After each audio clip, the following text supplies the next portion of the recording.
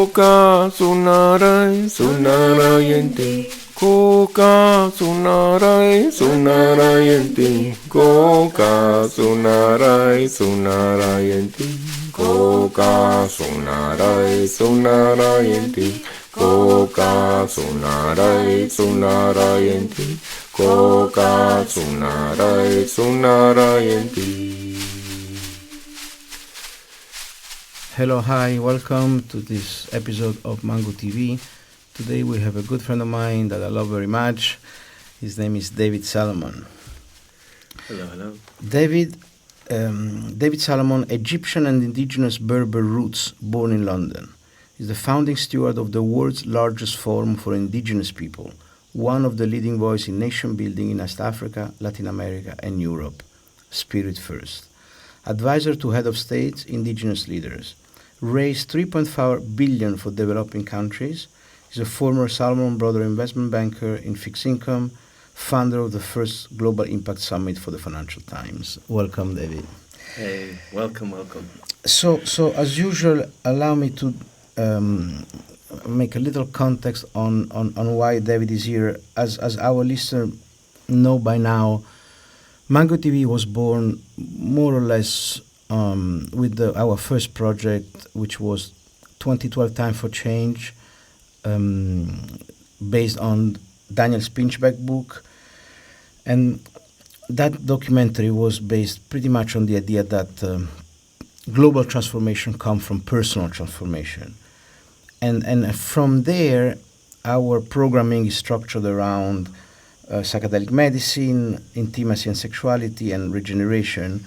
And in our DNA, there is this exploration of personal development and the connection with global development, with mass awakening, with building community, with, how can we live a better world our heart knows is possible, as Charles Eisenstein says.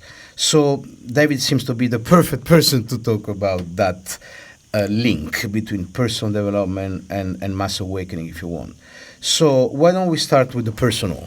Tell us a little bit, how did you go from Salomon to indigenous wisdom? Look at this smile. Look, you can't see the smile, but Giancarlo's smile lights up a room. And so how do we go from personal development to indigenous wisdom? First your personal story. My personal story. From Salomon to, how Okay. did you leave Salomon Brothers, which was such a desirable place to be? Yeah. So that was the illusion that's sold to you. I was studying economics at Warwick University. Previously, I was like more a mathematician, statistician, and really, the best offers that you got at those times was from investment banks, and everyone was trying to get into investment banks, and we didn't have any sense of a real purpose in life other than to go, let's make some money, let's get as much luxury as we can, and live a good life. And so you go into Salomon Brothers. And it really was hollow, Which year are we now? So in 1999, through to around 2003, 2004. Mm-hmm. And really I was disillusioned. Yeah. Also the market was choppy then. The market, 1998, when we came out of university, was the crash of long-term capital management, which was run actually by a guy from Salomon Brothers called John Merriweather, of whom the book Liar's Poker is written. And so there's another book called When Genius Failed. So he gathered the biggest geniuses, and they basically bet on the spread on the market. And what happened was, here's the stats, a 5 sigma event, something that doesn't happen in the normal confidence interval of life. The black swan. Exactly. And so Russia defaulted, Asia crashed, and we all lost our jobs. I had a job in ABN AMRO trading And then risk. 2002 there was the piercing of the internet in the dot-com bubble. Yeah, exactly. So, oh my God, I remember that. 97% of everything disappeared. So Exactly. from Salomon Brothers, it was like, okay, wow, I really didn't find what I wanted. And so I left. I just left. And I didn't have a lot of money at the time. Actually, I was just about to break through into areas that I wanted to develop and everything else. But I said, if I don't leave now, I'm going to be trapped in this journey. And from there, I went to help orphans in Indonesia. I went completely the other way. I studied martial arts. It was a form called Wali Songo Silat. It was the 9 saints Silat. And this art was my doorway into spirit. It was deeply disciplined, and, you know, there were things that I saw during that time that opened my heart to a journey of faith. You know, suddenly a pathway of miracles started to open up in front of me, and I was like, now this is intriguing. So I gave up everything, including any income. That feeling came from the joy of helping others. Yeah, it's... I wanted my life to have meaning and significance beyond the pursuit of money. And I think what you find in life when you go deep enough down the journey is that the only thing that is worth anything is the journey of the soul. Yeah. Because, you know, again, it's simple mathematics. You're going to live, 80 years, 100 years. Divide that number by infinity. Look, your soul, it's an eternal aspect of your being. It lives. Yeah. And so, yeah. It makes sense to me now completely, but you were on your 20s back then, and you probably left, you know, your friends and colleagues, you know, you were like a precursor like that. You know, did you come from social service? Were your parents, were your family helping others?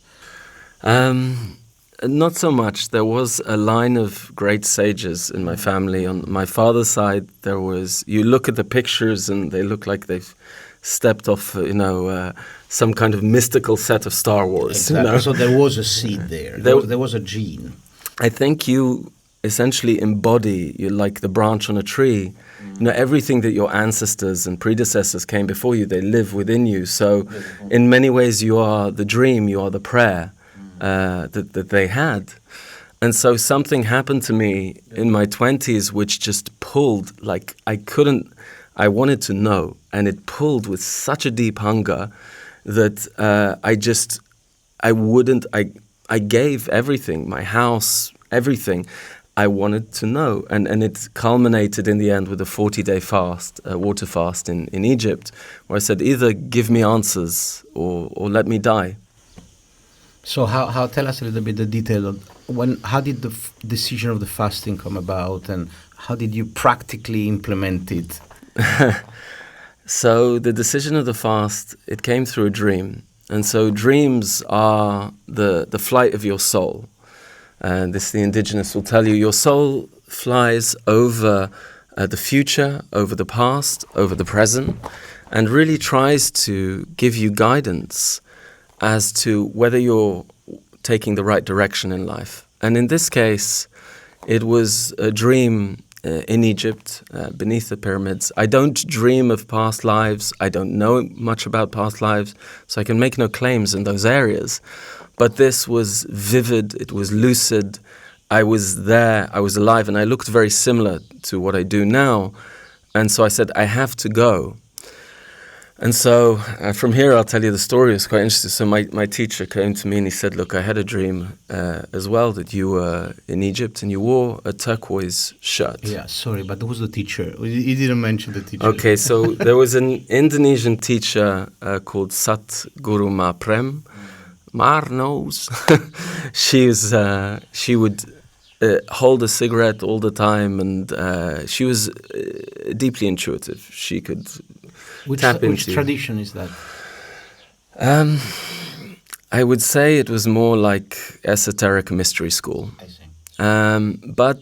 And then there was her student who was also a great teacher, and he was one of the greatest martial artists in the world. We had the people come from the Matrix and from Batman to learn and to fight with us. So I was fighting with Navy SEALs and these ones and that ones, and winning, which was really strange because I'm not a big guy.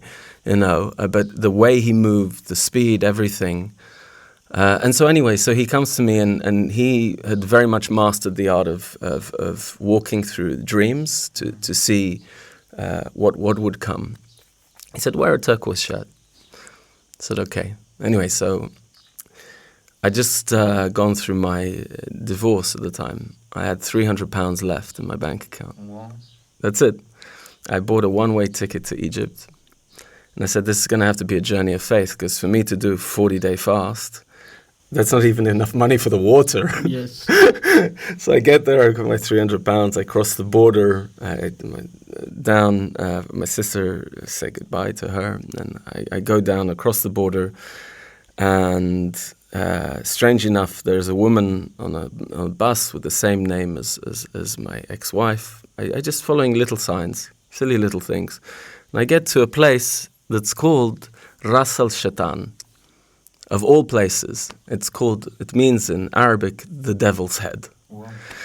And in this place, Palestinians and Jewish people and Germans and French, they're all playing music and dancing and laughing and buying food for one another. And I was like, it was almost a joke, Here in the devil's head, there's peace. And it's on turquoise waters, and we're all laughing.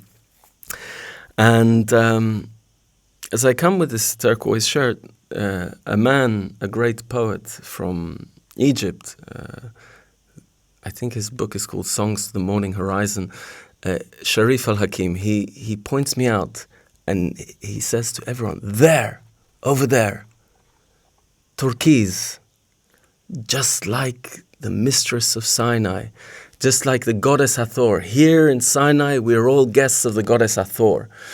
And what was so remarkable about this was he took me in then, and the story goes on, but he's the one that provided the house, that I'd have a place to stay, which would overlook the pyramids and the Sphinx for 40 days. And I paid £100 for it. Wow.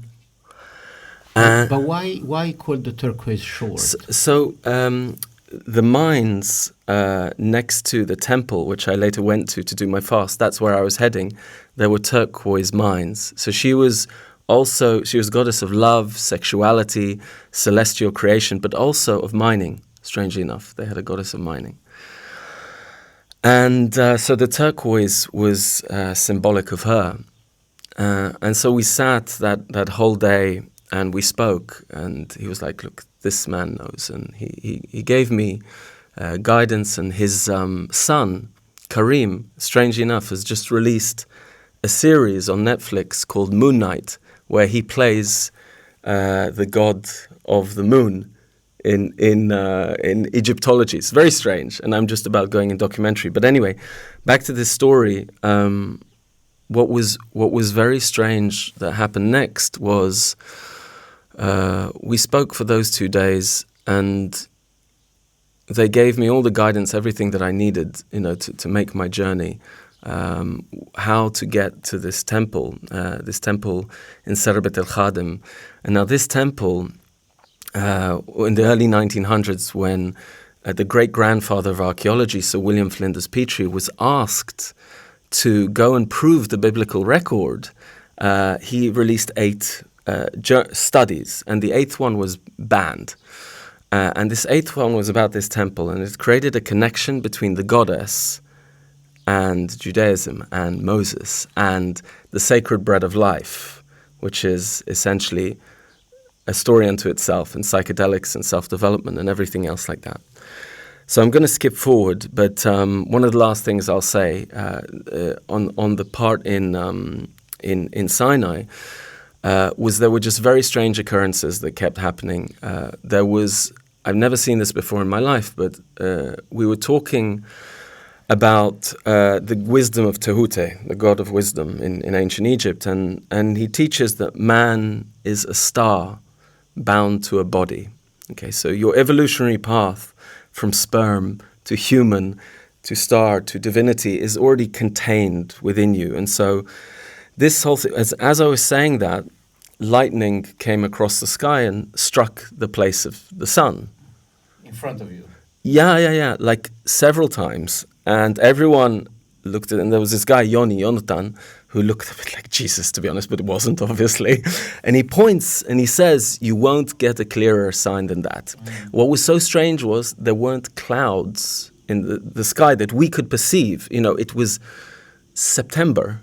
It's Sinai. It's like 30 plus degrees. So anyway, I went on this journey to Sarbet el-Khadim. But sorry, Go on. I thought you were going into a house for a 40 days fasting. It started in this temple. Okay. So I went to this village. It's 2 hours deep into the desert over sand dunes. You just never find it. And then it's a 3-hour ascent to a temple that's on top of a mountain. That was part of the fasting. Yes, that was my second day. Yeah. My second day. This fasting was designed by your Indonesian teacher. He had done it before, Yeah. and there's a number of them that had done this fast, but this one I went secretly. Yeah. I told no one that I was going to fast, Yeah. because otherwise you are gaining the credit for like, hey, I'm Yeah. spiritual kind of, Yeah. I don't know what it's called, Yeah. displays. And so anyway, I went to this temple, and this was a big turning point in my life. It changed everything for me. I went alone, Yeah. and I had an encounter, a direct physical encounter with the goddess Hathor. So that was at the very beginning of the fasting, the first journey. The first 2 days. What was very strange was, and this happens sometimes when someone embarks on a long fast, if they're fully committed to it, the intention is honored from the start. And that was the most profound thing that happened during the fast. Other amazing things happened, but on the second day, and I don't necessarily want to get into that whole story now, but it was an initiation, very unexpected. It was really the decision to go ahead with it could have cost me my life, and I was very comfortable and at peace with that. So you felt like a divine support. You felt a divine acknowledgement. I'd had several years of preparing before, meditations and psychedelic journeys and deep ascetic practices, but this was the first time I'd felt the physical touch from the other side of the veil, and not just once, and that really confirmed to me everything. At that point, I was like, "My God, we have a soul!" And I wept. I mean, this was, and this was a completely undeniable experience. There was no turning back at this point. That would be a mystical experience. Yeah. Okay, so you did your fast. Yeah. And so how was day 20, day 25, day 30? Okay, so day 21 was one of the worst days of the fast. I remember it well. It's the halfway point, and I was writing a novel at the time, and I remember, feeling desperately alone at that time, and not really knowing why I wanted to continue to the 40 days. And I received this email from someone who was introducing my book to... So you had your computer. He was like, I've got you a publishing deal. I'm close friends with Rupert Murdoch and blah, blah, blah, blah, blah. I don't know if it was Penguin or whatever. And I write to him to send him an update of my journey. And he writes back simply, never contact me under any circumstances ever again. But you were doing email on at this point you had eaten for 20 days? Oh no, I was going into the pyramids. I was physically training. I was, some days you're dizzy. Sometimes you have more energy than you can ever imagine. Yeah, but engaging with the outside world via email on that state, do you think it was a good idea? Clearly no. It was like that was a shock to my system, because nobody knew that I was fasting. And I didn't know what was going on in this person's life. He was just an asshole, to be honest. And I was like, wow, someone who'd used me for another reason. But anyway, so I would spend several hours a day in meditation and reading, and I was completely not working during that time, but I did send messages every so often to people, just to stay in touch. I see. Yeah. So you finish your fasting, and so what was your takeaway from this experience? That you had to spend the rest of your life doing what?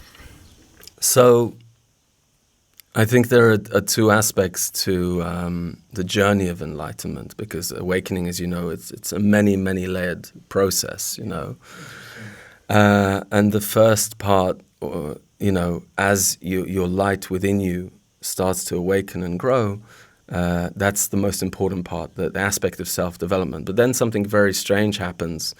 You start to look at how you can do as much as possible for as many people as possible in many ways. And that's why so many people who have these spiritual experiences look at the regenerative movement, they look at how to do things for humanity. It's because you start to have a sense of oneness and a sense of deep empathy, and you start to feel the pains of humanity on a level which is actually quite intolerable. The sorrow, the pain, but also this journey of anyway, back to the fast. This is super interesting, though, what you're discussing. Yeah. This idea that a mystical experience caused by this kind of deprivation or psychedelic or any form of non-ordinary state, that feeling of unity will then help developing compassion for others. Yes, yeah, because fundamentally what you're doing is you're breaking open to your spirit layers of oneness. So as I sit opposite you, Giancarlo, really, if I truly understand that there is no Giancarlo, there is no Solomon, both of these things are illusions. Yeah. On a subatomic level, this has been proved, actually. Well, that's the amazing thing with quantum physics, what it's proving. And I'd love to hear, actually. On a subatomic level, we are all, there is no separation. So this is fascinating to me. I think it's a little bit the core of what we're trying to exploring in this podcast, this idea that, what does awakening means, this idea that awakening, it's very layered, that, spiritual growth is not a linear growing, increasing line, but it goes more into like, block. I'll let you continue with your story. No, that's beautiful. There's something that I read this morning, and it said, "Know that in time all will be perfected, having none above and none below, but all one in a perfected infinity, a harmony of all in the oneness of all." But I pause on this. Why? Because so much of life can seem like a cruel game in many ways, and the sorrow and the suffering and the pain and the indignity and the strife and the injustice, the absolute injustice. And if there is truly a loving God, why not just completely obliterate this realm? Because if I were God, I certainly wouldn't want this for my friends. I wouldn't want it for my enemies in some ways. Some of the ways humanity, certainly not Ibiza. Ibiza is a paradise, but some of the ways humanity exists. So there's a beautiful verse in the book of Thomas that says, "Seek until you find. And when you find, you will be troubled. And when you are troubled, then you will be astonished. And then you will reign over all." And this is really, really, really important, because what you have to get to at a point in your spiritual journey is a full acceptance that the game is worthwhile, and that all the suffering, all the pain is pure gold for your soul. I mean, it is the very sapphire wings of your being. It's giving you things, keys that you cannot get on the other side. It's giving you growth. It's giving you, and what is that growth? It's almost unfathomable. A sperm cannot imagine what it is to be Giancarlo. Cannot imagine. What is the sperm? It ends up. What is the life of a sperm? If it's lucky, it goes in. If it's unlucky, it's, disappears. Exactly.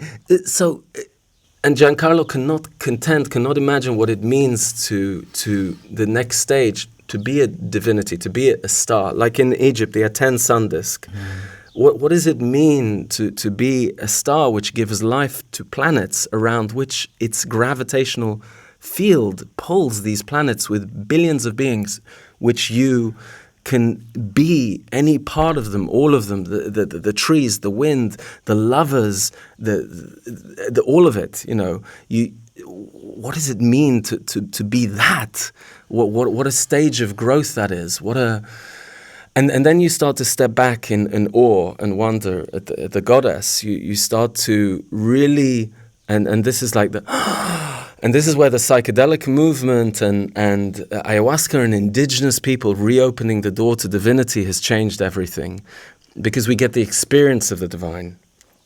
We get to glimpse, but the problem that I have found is without the integration, the framework, we've almost lost the mythology of what's going on in humanity. We've lost the story. We've lost the understanding. So let me stay a little bit. Let me try to unpack this, because this is a critical point of the spiritual awakening. This idea that sufferings are, John Halifax, this meditation teacher, called them the lucky dark. So just repeat for me in the Book of Thomas: keep on searching. When you find, you'll be troubled.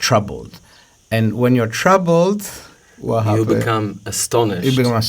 And when you are astonished, you will reign over all. Okay. So what is this astonishment? Or even before, what is this trouble? Oh, the trouble was 10 years of you knock for wisdom. Obviously, as my name being Solomon, they say wisdom is more precious than rubies, more to be desired than gold and anything that the earth can offer. And I was like, great.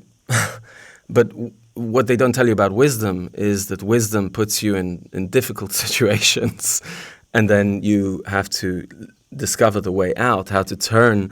And so this troubled is the nature of reality. The nature of reality, I'm sorry, is deeply troubling. And this is an area where I've been blessed enough to have some of the great mystery teachers that are just unreachable. Really, really, really was in trust. And I don't speak of it. Why? Because the true treasures of humanity, like in the silence, it's counterintuitive. In the silence, you find the treasure. In the darkness, in the depths of the silent darkness, and on the understanding of the nature of creation and reality, this evil and good, why we're in this, it's something that it has to come from the core of your soul, this understanding, and during that process, it's maddening. It's deeply troubling. The early stages of enlightenment, are beautiful. Yeah. They're like, wow, oh my God, it all exists. But once you start to unfold the nature of reality, you're like, dear God, this is terrifying. Yeah. But so what advice do you have for our listeners? What practical advice do you have from the transition between the troubled state coming from the state of affair, the injustice, the pain, the misery? So how do you transit from trouble to astonishment? Okay. So whatever I say now, you have to experience it for yourself. And it has to come from within you, because the greatest teacher that exists is within you. You have everything that you're seeking, you already are. It's within you. You cannot become perfection. You have perfection within you. So the most important thing that I've discovered on this journey is the awe and astonishment of what you've been given. And this is key. So all mythologies start with a search for origins. You try to understand your origin, your reason for being, and the reason for the universe. How did it all come to be? And there's three perennial questions. Who are we? Where do we come from? How do we make the most of it? So this, where do we come from? Who are we? Is very central because that determines how you make the most of it. And so when you understand that much of the Abrahamic faiths, and I'm Jewish, and it's sad for me to say, we veiled the goddess. We suppressed the divine feminine, and this was taken to very extreme levels with Christianity, the Malleus Maleficarum, the burning of the witches, burning of innocent women. What were we trying to suppress? Power, the true source of power, the true source of who we are, because you can control people who don't know who they are. They can be sheep. If everyone's equal, you can't control them, you can't profit off them, you can't gain off them. And so the original story in the Gnostic texts, that they wiped out all these texts, okay? The Cathars and the Bogomils, I'll get to the point, they killed hundreds of thousands of them, wiped them out to the last one. And the Konrad Marburg called back to the Pope and he said, I can't tell the believers from the non-believers. What do you want me to do? He said, kill them all. God will know his own.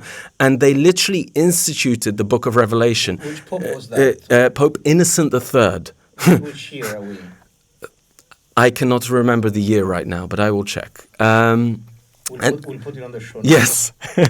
And so they wiped out man, woman, child, cats, dogs, donkeys. They rode up to their breastplate in blood, the believers and the non-believers. And what were they trying to wipe out? There's the Nag Hammadi texts, which is a collection of books, but there's two particular texts, the Apocryphon of John and the Hypostasis of the Archons. And these books tell the exact opposite story of the book of Genesis. And basically, as you start to unfold the mysteries, this is the be troubled part. What you come to, the astonishment is what was given to you. And so back to the goddess, everything in nature, we're all born from the female. Okay, it's very strange if you think you're born from a male creator God. Okay, the original faiths were nature-based. They were goddess worship. We didn't know that the male so much was impregnating. How the woman was giving birth. She was the portal of how souls came into this world. And so the goddess, the story that I've come to understand and know to be true is she was the primordial mirror, one, and she shattered her being, broke herself from one into reality, into the primordial chaos, billions of pieces of fragments, so that we would have life. From one, she created billions. And when you see it here, you don't understand it. When you see it at the end of time, perfected, when you see that my friend Giancarlo, my good friends here, they are my eternal friends in an abode where we are divine in our nature and creation itself is completed, you inherit the night sky, the very stars themselves.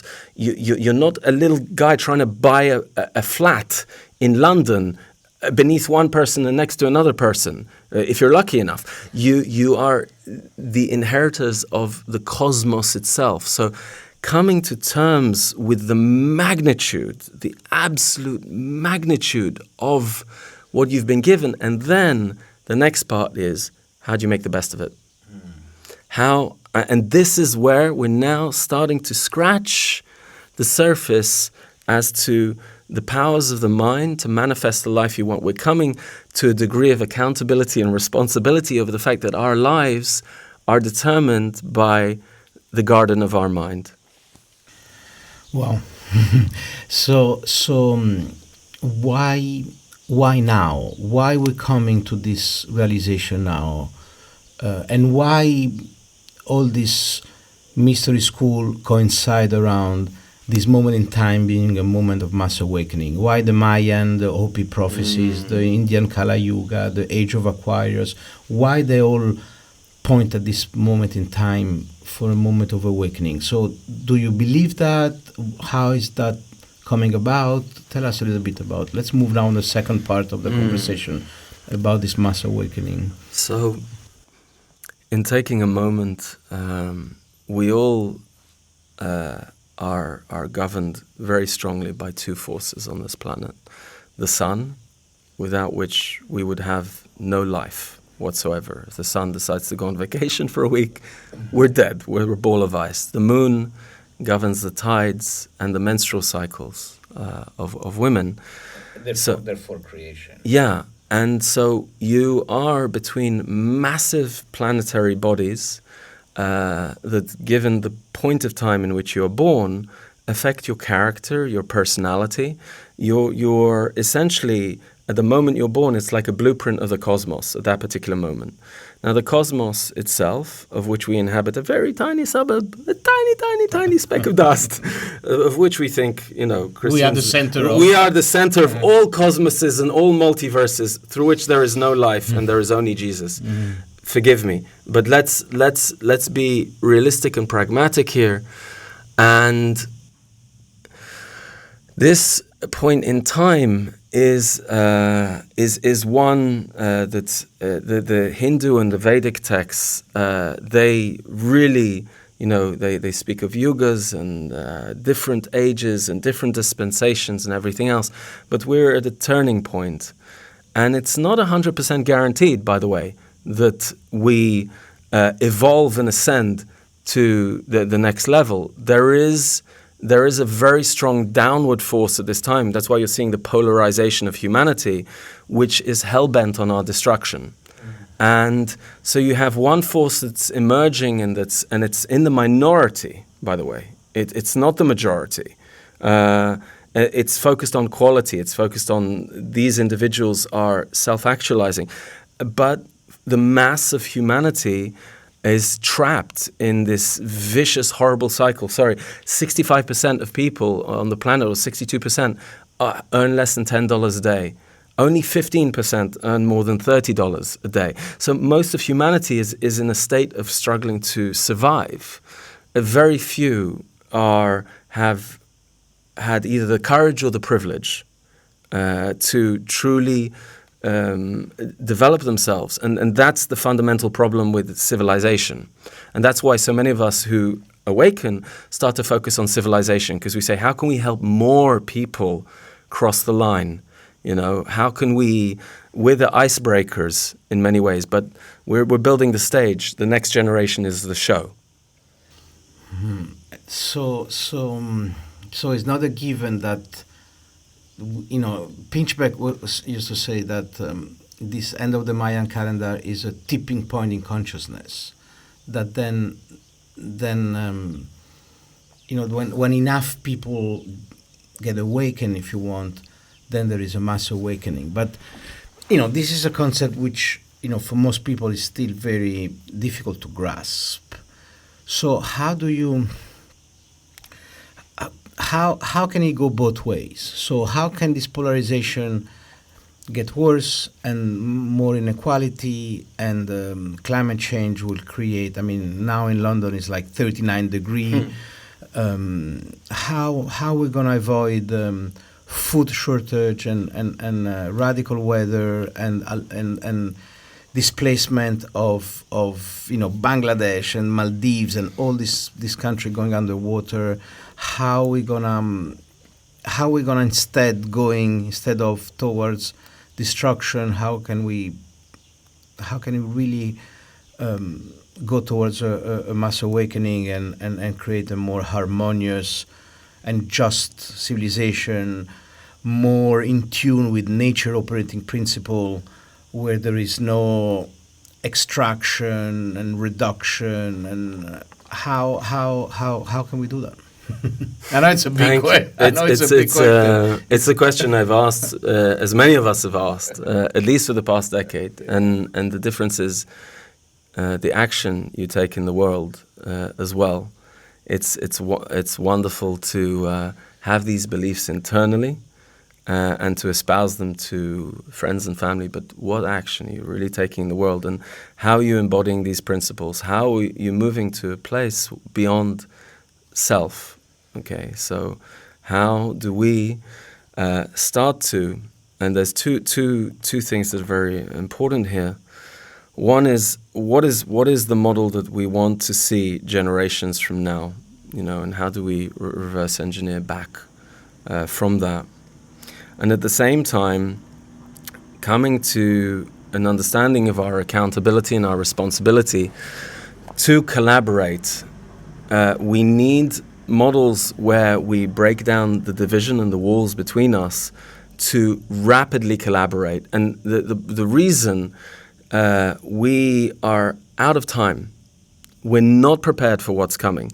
10 years ago, I was advising the former heads of Israeli intelligence, governments, everything, that we needed to plan for a food systems collapse, for massive war, for climate, for the collapse of fiat currencies. Now, people are starting to go, oh, this is realistic. Back then, who really was believing that was happening? And the problem is we don't want to believe. We're escaping. We're afraid.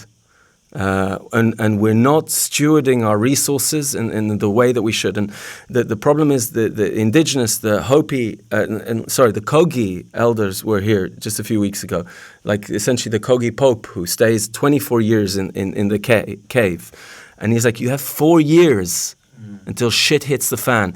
And I don't think people quite understand what this means, because World War I, before it was the Belle Epoque, people forget, before the people were like, oh, war has gone away, I've studied international relations. War is the natural state of man. It's in our heads.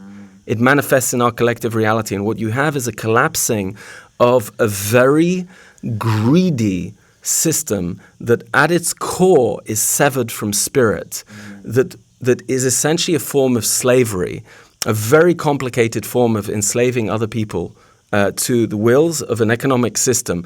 And it's done with clever words like quantitative easing. Let's hit print, let's fuck you over and steal money from your bank account.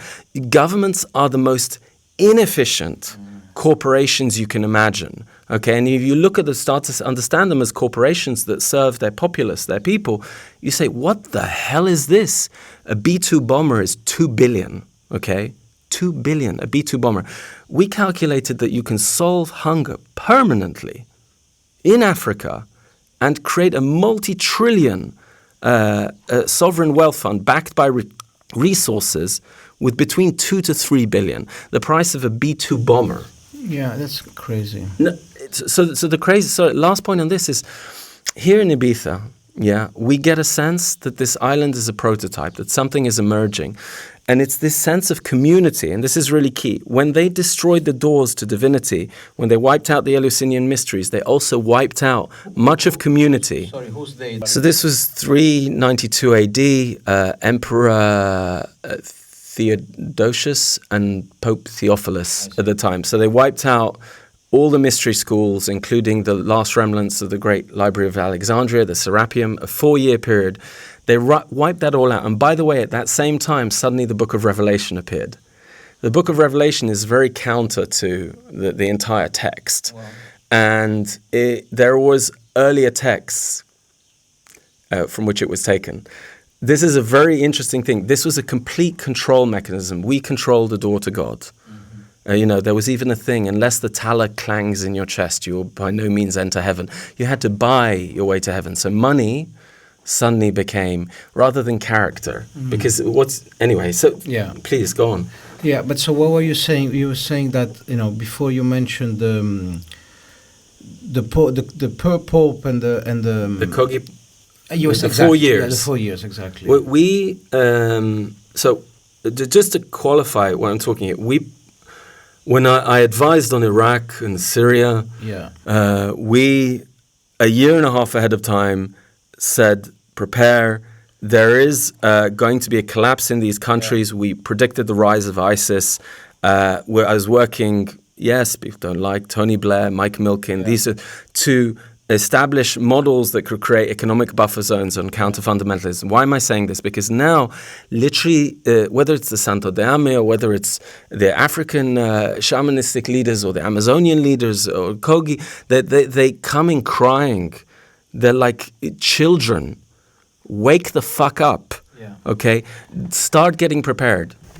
And so why do you think that the Kogi have, for example, this knowledge? Because they are energetically in tune with the energy of, they live in Santa Marta. They live in in a complete ecosystem from the snow to the sea. So they have an understanding.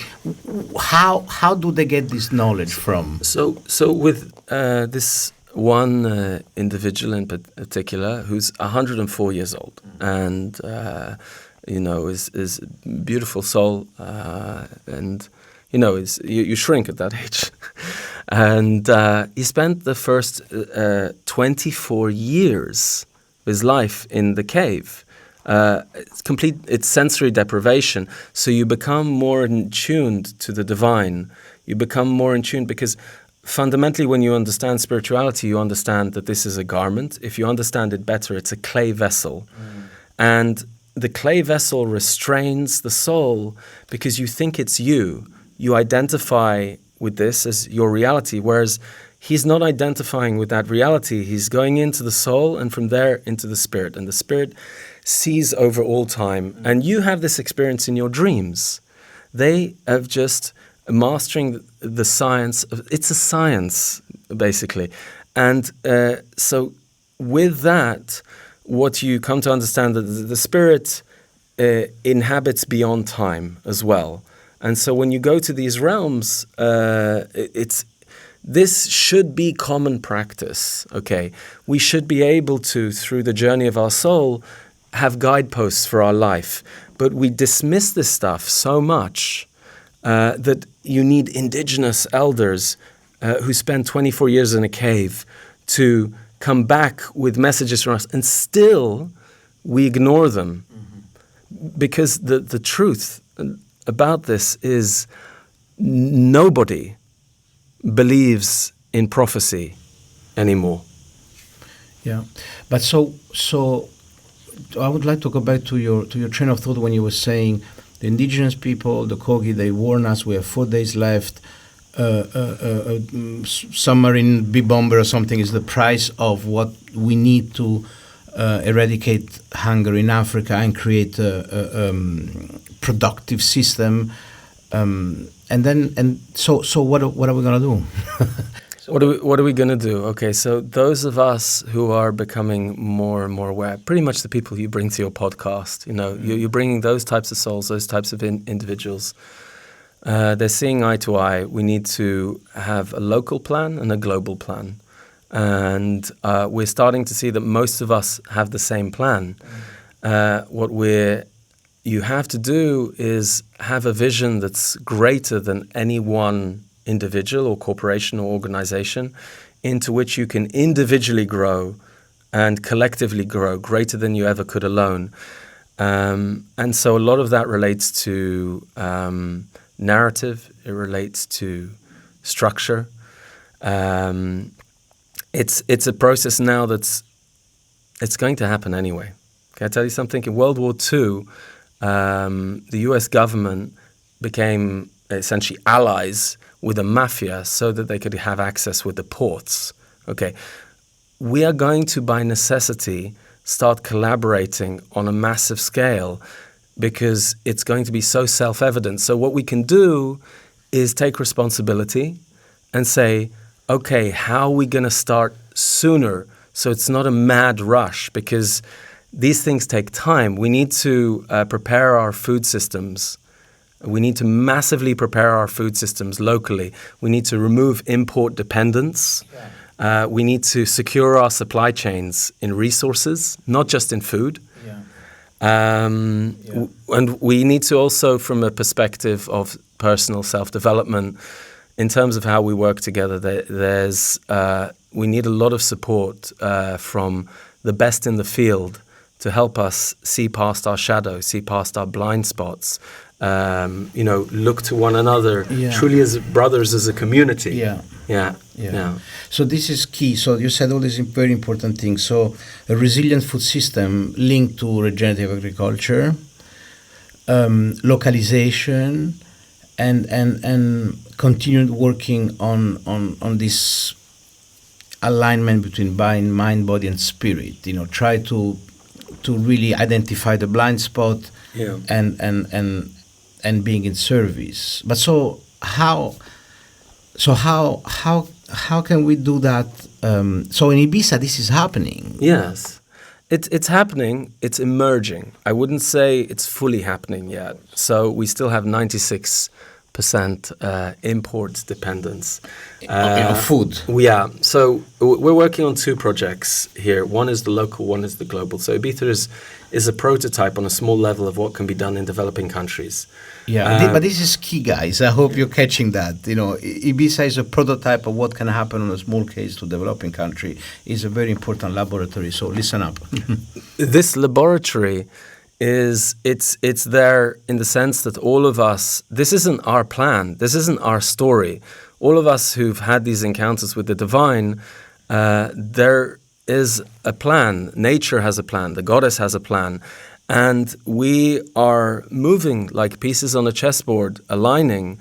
But let's get practical, okay? You could remove the import dependence of much of the products on the island with a 5-hectare warehouse, believe it or not, with the most advanced agricultural technologies you can imagine. At the same time, we're working on a Marshall Plan with 7 countries in Africa, 300 million people, working with one of Africa's leading banks, deploying 6 billion of capital on, there's already 1.2 million smallholder farmers have been affected.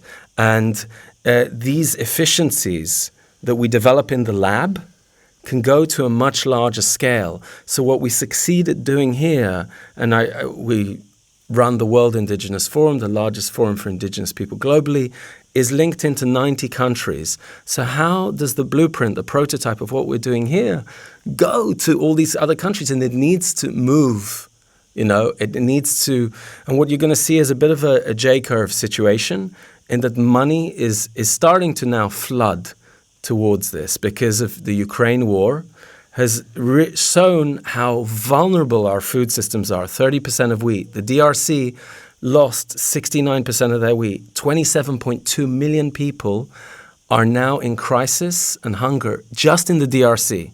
Yeah, this is very interesting. Another Ibiza resident who's an intellectual and a system theorist, a friend of ours called Rory's Power, says that the two most important words today is grow food. So there is several organizations in these islands that are doing what we call regenerative agriculture, which is basically based on integrating animals and rotating crops in order to maximize the health of the soil with biodiversity, that then will increase the health of the plants, that then will increase the health of the animals, that then will increase the health of the human's microbiota. And Ibiza is 500 square kilometer, and only 8% is farmed regeneratively. There are several projects like Terra Viva, like Terra Masia, like Camuson, like Juntos, and they're really using similar methods to regenerate the land, which then will absorb more CO2 and retain more water. And so this is something that, we already have Christian Joknik from Juntos in the website, in the podcast. We focus on his psychedelic confession, but we're going to maybe invite him back to hear more about Juntos. So this idea of what can we do practically This is it. And so years ago, we started to plan for this. Cultivate every available piece of land. Okay. There were posters during World War II, which was a table with held up by a spade, a shovel, and it said, like grow food, like exactly what you said. And so what's the model? We went back several years ago to Sergey Brin, Sheryl Sandberg.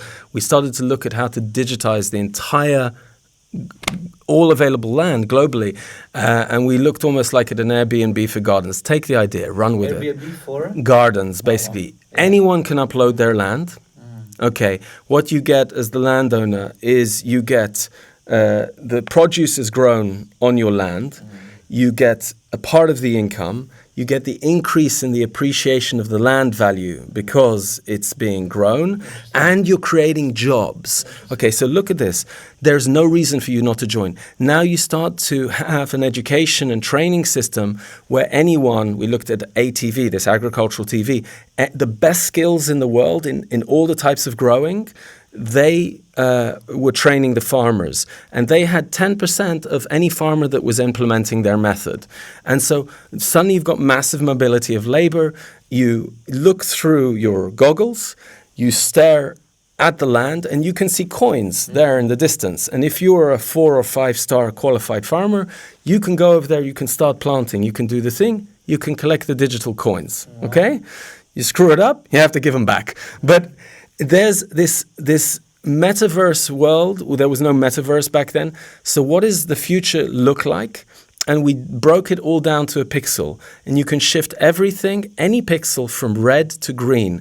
So the entire global map. And then what happened was you're looking at big groups and they're saying, I want recognition on the map.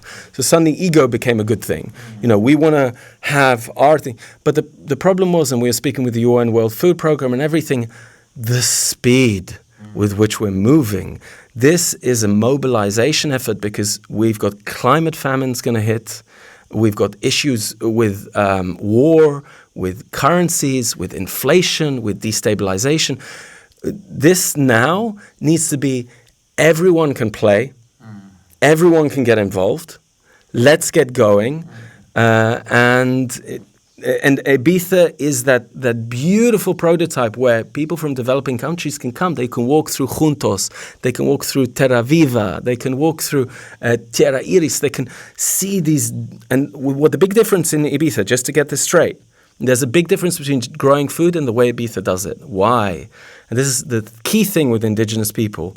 When we ask them, how do you want to build your civilizations? They said, we don't recognize any of the Western models. All our models begin spirit first. And you see, we know from Masaru Emoto and others that the effect of the sacredness of land affects the consciousness of the food, affects the consciousness of the eater, affects the consciousness of humanity. You've got a regressive cycle where in some cases you're having prison conditions for growing food and you're eating that slavery, basically. Groups like Nestle, who with their chocolate, yes, 98 billion in revenues. Let's all be scared. The church, who gathers 85 billion a year, 2.3 trillion in aid into Africa. Really, people, enough with the greed. Enough. Yeah. I was reading that the U.S. government spent $2.5 billion on vaccine support, and the CEO of Moderna is getting a golden parachute of $1 billion. What the? Anyhow, I think that what we are concluding with now is a series of practical application, which you explained very clearly, which is both practical and also emotional, intellectual, which is, this awareness. One you have done your work on your childhood trauma, and you take your triggers as indicator of some sort of psychological knots that need to be addressed.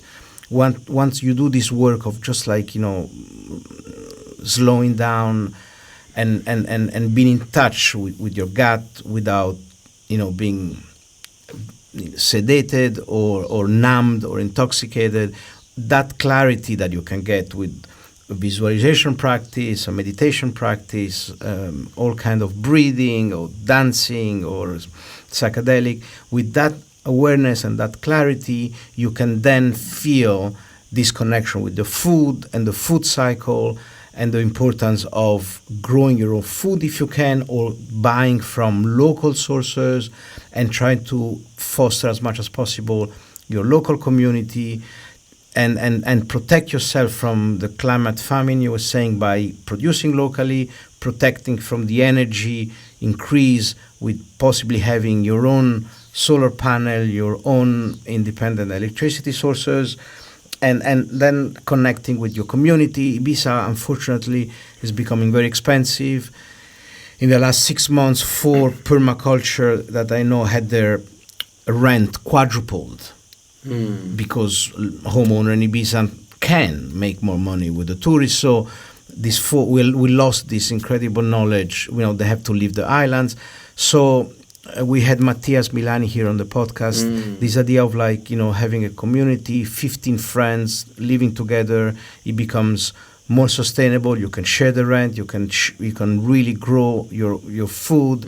You can mirror each other on a community level. I think building community might be one of the tools we have. Absolutely. I think what you said, you touched on so many beautiful things there, and I think one of the most important one was you said we dance together, we have fun. This is really overlooked in the spectrum of economic development. We asked Queen Diambi, who chairs our forum, we said, how is it that your people survived for thousands of years and through slaveries, through colonialisms, through all the horrors that have been inflicted in the Congo? And you know what she answered? Because we dance. Wow. Do you know what? Wow. What? Wow. Because, and this hit me when I came here during COVID. What was the biggest movement for food? It was Live Aid, right? And all they got wrong is they didn't understand that it wasn't aid they needed. Africa wasn't poor and in need of saving. It was rich in need of empowering. But this dance, this music, give it another shot. Come back, bring back the song of this age, bring back the dance of this age, bring back the way that we connect on the streets, that we liberate ourselves from these shackles and give people the tools. Because I tell you where humanity needs to go, we need to drive the cost of living to zero. We need to liberate people from the shackles of working to survive so that they can work to thrive. Beautiful. Beautiful. But we can do that in the Mediterranean area, but how, people in with less climate country, how can they, in Norway and I think in Scandinavia, how can people survive growing food? They can go fishing, I guess. Yeah, and let's take one of the worst countries, let's go back to Congo a second, terrible situation. Longest running conflict since World War II.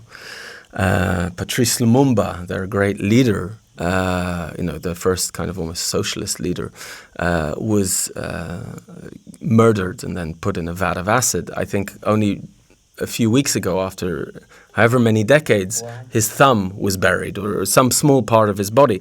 So DRC has 24 trillion in assets in the ground. It's the richest resource nation on the planet, okay, yet suffers the most conflict. So this greed, this inherent greed at the core of our systems, I think we need to stop looking at Africa as somewhere over there, as lesser people, as this racist kind of thing that's carried over from colonialism. We need to stop playing the game of colonialism, this big con that we've been running for a very, very long time. And we need to realize that our survival depends on their success. And so how do we do this? We take the best of what we have and we demonstrate it in as many small pockets as we can. And that starts to thrive, that starts to grow. Congo's like many times larger than France. There's places which, you have the Aka people, you have the earliest people of Bes. This island, is named after Bes, Ibosim, 654 BC. Bes was a god of joy, of dance, of sex, of childbirth, of agriculture. You have this diminutive being who appears in all these temples around the world that was our earliest ancestor, one of the earliest humans to awaken to divinity. So how do we do it? Bring back the sacred, bring back the celebration, bring back community, as you said, and localize, do it beautiful, do it small, but many times, but drive the cost to zero, because there are 618 million smallholder farmers. They provide 80% of the world's food supply. In the world? In the world. How many? 618 million. 80% of the world's food supply. Solve it for the one farmer. Solve it for them. Solve it for the crying mother who cannot get her crops to grow, who weeps at night because she cannot feed her kids. Solve it for her. Solve the fertilizer. Solve the tools. Make sure that they can grow and earn a great income, and that they have time to invest into the sacredness of what we stole from them, and then that will come back to us, It's very circular consciousness, what we're eating, and I think, we've lost the joy of all of it. And that's what Ibiza reminded me when I came out of COVID. I came here, I was like, what is this place? It was nothing like what I saw in the south. I was like, in the north, I was like, oh my God, the community, the dancing, all these amazing conscious souls. Wow. Very good. We are now past the hour. This has been great. We touched on many things. Maybe next time we're going to have you back and talk a little bit about Tantra and classic Tantra and sexuality and the link with spirituality.